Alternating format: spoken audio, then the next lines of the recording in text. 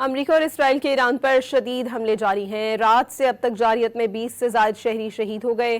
امریکی red line میں کئی گھنٹے باقی ہونے کے باوجود اسرائیل نے ایران میں ریلوے پلوں کو تباہ کرنا شروع کر دیا ہے۔ وسطی ایران کے علاقے کاشان میں یاہی آباد ریلوے پل پر تازہ بمباری سے 2 افراد شہید ہو گئے ہیں۔ کرج میں بھی ریلوے ٹریک پر بمباری سے متعدد افراد شہید اور زخمی ہوئے۔ بمباری کے پیش نظر مشہد میں ریلوے سروسز کو بند کر دیا گیا ہے۔ تہران کے سید اسماعیل بازار پر بمباری سے 3 افراد شہید اور 2 زخمی ہوئے۔ امریکہ اور اسرائیلی حملوں میں ایک یہودی عبادت گاہ کو بھی نشانہ بنایا گیا ہے۔ بمباری سے یہودی عبادت گاہ تباہ ہو گئی۔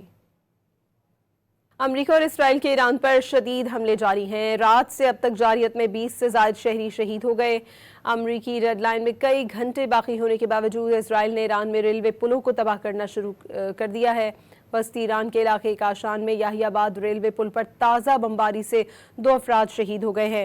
کرج میں بھی ریلوے ٹریک پر بمباری سے متعدد افراد شہید اور زخمی ہوئے۔ بمباری کے پیش نظر مشہد میں ریلوے سروسز کو بند کر دیا گیا ہے۔ تہران کے سید اسماعیل بازار پر بمباری سے 3 افراد شہید اور 2 زخمی ہوئے۔